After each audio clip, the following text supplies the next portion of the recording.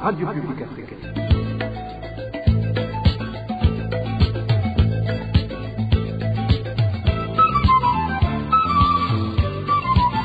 Radio Publique Africaine. Nous sommes samedi 22 février 2025. Bienvenue à mes fidèles de la RPA à ce journal dont voici les principaux titres. Le HCR Burundi appelle la communauté internationale à s'impliquer dans la gestion des réfugiés congolais dont le nombre continue d'augmenter alors que les moyens de ce dernier sont limités. Brigitte Mukanga Eno, représentante du HCR Burundi, signale que la situation risque de se détériorer davantage, sauf mobilisation urgente de tous les acteurs clés. Et le mouvement des femmes et filles pour la paix et la sécurité au Burundi, Namahoro, exhorte au président burundais de mettre fin au discours de haine pour éviter l'escalade de la violence au Burundi et dans la région. Dans une correspondance adressée au président Ndayishimiye ce vendredi, ce mouvement évoque également le traitement infligé aux certains réfugiés congolais vivant au Burundi comme résultat de ce discours de haine véhiculé par les autorités. Vous le suivrez dans ce journal. Dans ce journal, nous vous parlerons également d'une étude du professeur Elias Senamba qui propose des solutions pour prévenir dans l'avenir les incendies des marchés qui ne cessent de frapper les commerçants et leurs familles. Voilà pour le sommaire. Bien le bonsoir mesdames et messieurs. Tout de suite, le développement. Ouvrons ce journal par la page réfugiés. La coalition burundaise des défenseurs des droits humains vivant dans les camps des réfugiés s'inquiète de la situation des réfugiés burundais situés en République démocratique du Congo au moment où les combats s'intensifient au sud Kivu, la région qui héberge ces réfugiés. Jean Bosco Vizigiro, le porte-parole de cette coalition, demande à la communauté internationale et le HCR de veiller à ce que ces réfugiés burundais ne soient pas victimes de ces combats. Écoutez. Au CBDHVK, nous sommes tellement préoccupés par la situation sécuritaire des réfugiés burundais se trouvant en RDC dans les cas de Mulongwe, Rusenda et Kavimvila, et particulièrement à Sangé. Pour les réfugiés de Sangé, nous venons d'apprendre qu'ils se sont dispersés par les combats qui opposent l'armée congolaise et ses acolytes et le M23. Le CBDHVK se dit préoccupé parce que les organisations qui devraient protéger ces réfugiés, selon les informations que nous détenons, elles aussi se sont déplacées comme réfugiés ailleurs. La CBDHVK se pose la question de savoir si, dans de tels combats qui opposent la RDC et ses acolytes, parmi lesquels se trouvait l'armée burundaise et le M23, est-ce que ces réfugiés sont vraiment sécurisés? Est-ce que ces réfugiés ne peuvent être victimes de cette situation? Alors la CBDHVK invite toutes les organisations qui pouvaient intervenir en faveur de ces réfugiés de le faire le plus tôt possible. Sinon, la CBDHVK lance un appel au HCR et ses partenaires de trouver une solution à ces réfugiés se trouvant en RDC. Et le HCR Burundi tire encore une fois la sonnette d'alarme. Cette agence onusienne pour les réfugiés signale que le nombre de Congolais fuyant les combats à l'est de la République démocratique du Congo ne cesse de s'accroître, de surcroît. Les besoins deviennent supérieurs aux moyens disponibles. Sans une mobilisation urgente, la situation risque de se détériorer davantage à mesure que la crise s'intensifie, a déclaré Brigitte Mukanga Eno. Elle est la représentante du HCR au Burundi. Le HCR a alors besoin de plus de 40 millions de dollars pour faire face à cette situation. Les détails avec Digne Karondo. Alors que les combats se poursuivent dans l'est de la République démocratique du Congo, la situation humanitaire se détériore rapidement au Burundi voisin, avec une augmentation des arrivées quotidiennes par la frontière nord-ouest et des personnes qui prennent toujours plus de risques pour se mettre en sécurité, empruntant notamment des embarcations de fortune pour traverser la rivière Rusizi. Dans un communiqué de presse sorti par le HCR ce vendredi 21 février, Rien que dans la journée du mercredi 19 février 2025, indique le HCR dans son communiqué, plus de 9000 personnes ont traversé la frontière et tient à préciser que depuis le début du mois de février, jusqu'à 40 000 ressortissants congolais, en majorité des femmes et des enfants, sont arrivés au Burundi pour demander une protection internationale. Le HCR observe un nombre inquiétant d'enfants parmi les nouveaux arrivants, souvent non accompagnés ou séparés de leurs familles pendant leur fuite. De nombreuses familles restent sans abri, exposées à la pluie et aux intempéries. Il y a un besoin urgent ainsi que de relocalisation des nouveaux arrivants vers d'autres sites. Il y a un besoin urgent d'abri, de nourriture et de latrines ainsi que de relocalisation des nouveaux arrivants vers d'autres sites afin d'éviter la surpopulation sur les sites d'accueil, déclare le HCR dans son communiqué. Afin de faire face à cette situation d'urgence qui s'aggrave, le HCR lance un appel de fonds à hauteur de 40 millions et 400 000 $. Le HCR signale que plusieurs cas de rougeole ont été confirmés avec un risque réel de propagation de la maladie compte tenu du nombre croissant. Le HCR signale que plusieurs cas de rougeole ont été confirmés avec un risque réel de propagation de la maladie compte tenu du nombre croissant de cas dans la région. Il est signalé que toutes ces citations sont attribuées à Brigitte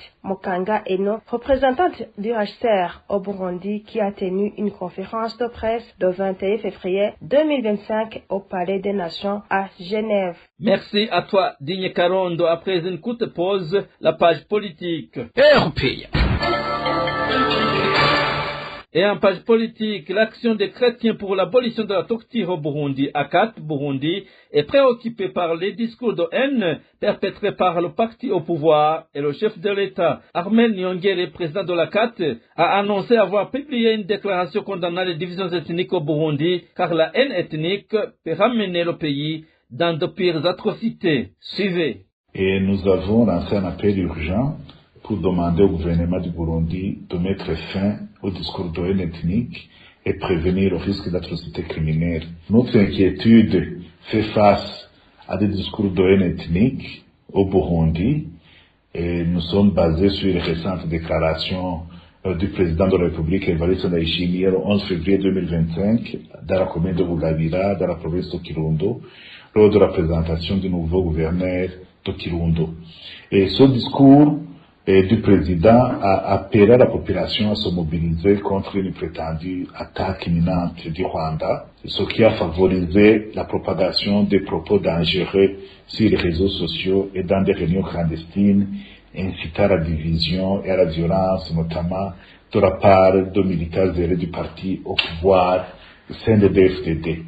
Et notre appel est demandé au gouvernement de mettre fin au discours de haine ethnique et à l'incitation à la violence, de protéger tous les citoyens sans distinction, de respecter les engagements internationaux du Burundi en matière de prévention des crimes de masse. Nous exhortons aussi également la communauté internationale à prendre des mesures immédiates pour prévenir une tragédie. Nous avons aussi interpellé le bureau du Conseil spécial des Nations Unies pour la prévention du génocide afin qu'il surveille de près la situation et prenne des mesures urgentes. Et l'histoire nous a appris que l'incitation à la haine précède des pires atrocités. Donc nous devons faire attention et agir immédiatement.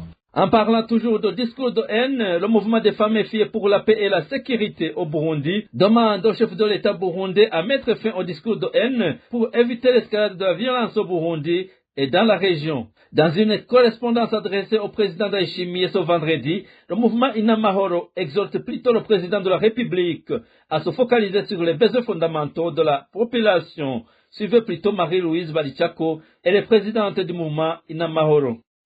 Le mouvement Inamahoro a sorti une lettre ouverte adressée au président de la République du Burundi, son Excellence Evariste Ndayishimiye, pour lui exprimer notre profonde préoccupation face à la situation qui prévaut au Burundi. Suite à la psychose de guerre imminente entretenue par ces discours, la mobilisation et l'armement des Imbonerakure, la population burundaise vit actuellement dans la torpeur. Vous vous souviendrez certainement que dans son entretien avec les diplomates accrédités au Burundi le 31 janvier 2025, il a évoqué la possibilité d'une guerre imminente et généralisée dans la sous-région suite à la situation prévalant à l'est de la RDC. Une guerre qu'il a d'ailleurs soutenue et dans laquelle il a malheureusement impliqué l'armée burundaise. Dans la même logique, lors de son discours à Kirundo, il y a quelques jours, il a invité la population burundaise à se préparer à une éventuelle guerre contre un pays voisin. Le mouvement Inamahoro considère que, face à la situation sécuritaire préoccupante dans la région des Grands Lacs, idéalement, la démarche du président de la République du Burundi aurait dû être de pacifier et de mobiliser pour la paix et non d'inciter à la haine et à la violence. Le mouvement Inamahoro trouve aussi que le traitement infligé à certains réfugiés congolais vivant au Burundi est le résultat de ce discours de haine véhiculé par les autorités. Ce mouvement souhaite que le président de la République assure la protection de toute personne vivant au Burundi. Suivez encore Marie-Louise Balichako, présidente du mouvement Inamahoro.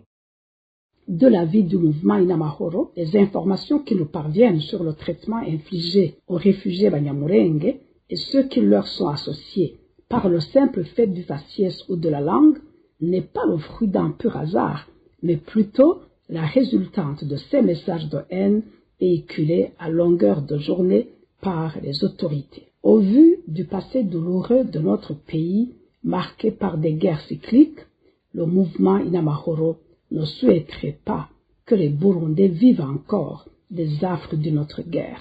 C'est la raison pour laquelle nous avons exhorté l'autorité suprême du pays à prendre d'urgence des mesures préventives afin d'éviter une guerre inutile en privilégiant la voie du dialogue, de la diplomatie et de l'apaisement. Et en page gouvernance, les allées des marchés destinés pour les véhicules de secours en cas de feu ne sont pas respectées dans différents marchés centrales des provinces de Ngozi, Cibitoke et Gitega. La population de ces provinces font savoir actuellement les marchandises sont étalées au milieu de ces allées alors que ça ne devrait pas être ainsi, ce qui risque de causer de sérieux problèmes en cas d'accident d'incendie. Le point avec Walter Kwizera.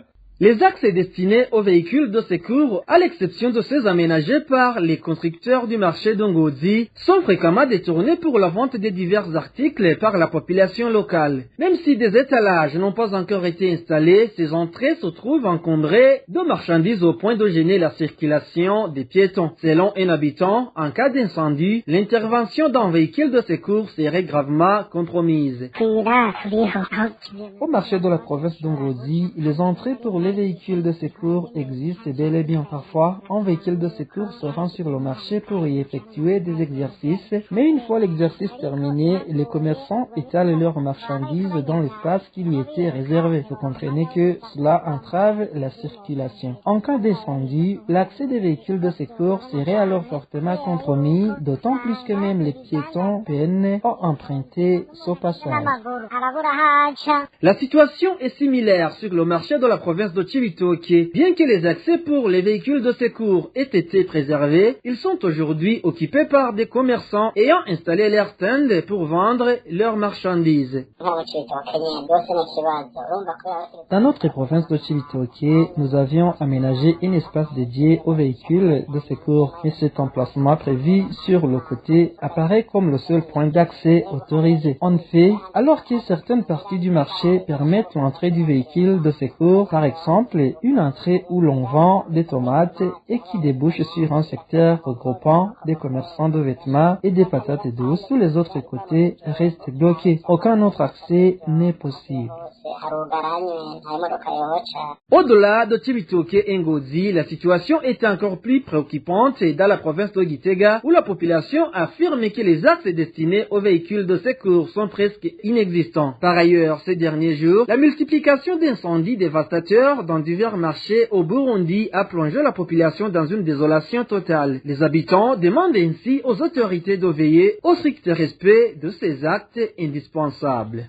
Merci Walter Kwizera. Toujours en page gouvernance, les incendies de marché au Burundi sont une tragédie récurrente affectant des milliers de commerçants et leurs familles.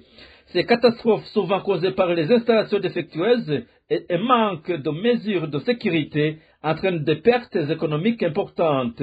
Une étude menée en 2018 par le professeur Elias Namba analyse cette situation alarmante et propose des solutions pour prévenir de tels drames à l'avenir. Les détails avec Balthazar Miburu. L'un des exemples les plus marquants est l'incendie qui a ravagé le marché central de Bujumbura en 2018. Des milliers de commerçants ont vu leurs biens réduits en cendrés et sinistrés dont les causes ont été attribuées à une combinaison de défauts dans les installations électriques et l'absence de mesures de sécurité adéquates. Ce marché, quel de l'économie locale, a été l'un des plus frappés, mais il n'est pas le seul à avoir subi ce sort. Le marché de Kamenge, en 2017, et celui de Rubirizi, en 2018, ont également été dévastés par des incendies d'origine sauvage liés à des facteurs tels que l'insuffisance de surveillance ou des conditions de stockage dangereuses. Le marché de Nyabiraba a été réduit par incendie provoqué par un feu de brousse. Le professeur Elias Senhamba pointe du doigt plusieurs causes structurelles à ces incendies fréquents. Selon lui, l'absence d'un cadre strict pour la gestion des risques d'incendie dans les marchés, l'instabilité des installations, le stockage mal maîtrisé de produits inflammables et l'absence de système de sécurité approprié sont des facteurs reculants qui aggravent la situation. Il ajoute que la gestion de ce marché doit évoluer, notamment en ce qui concerne les normes de sécurité incendie, qui sont souvent négligées, alors que ce sont des éléments cruciaux pour la protection des commerçants. Les conséquences de ces incendies sont dramatiques. Outre la perte immédiate de biens, les commerçants se retrouvent souvent dans une situation de précarité totale. Les familles touchées perdent leurs sources de revenus et la reconstruction de ces marchés prend des mois, voire des années. L'impact sur l'économie locale est également considérable, avec une perturbation des chaînes d'approvisionnement et une réduction de circulation des biens et des services. Pour prévenir ces tragédies à l'avenir, le professeur Senhamba recommande plusieurs mesures pour la modernisation des infrastructures des marchés, la mise en place de normes strictes de sécurité incendie et la formation des commerçants aux gestes de prévention. Il plaide également pour une meilleure surveillance des installations électriques et la construction de bâtiments adaptés aux risques d'incendie. Le professeur Senhamba trouve qu'il est essentiel d'anticiper ces risques en renforçant les mécanismes de prévention et en appliquant les autorités locales, les commerçants et la communauté dans une approche collective de sécurité. Cette étude, menée par le professeur Elias Senhamba, a été réalisée en 2018. Merci Balthazar Miburu, et c'est ce reportage que nous clôturons le journal en français de ce samedi 22 février 2025. Merci pour votre aimable écoute. Merci également aux équipes rédactionnelles et techniques pour leur franche et parfaite collaboration. À la présentation de ce journal, vous étiez avec Clovis Nyonzima. Passez de bons moments chez vous. Au revoir.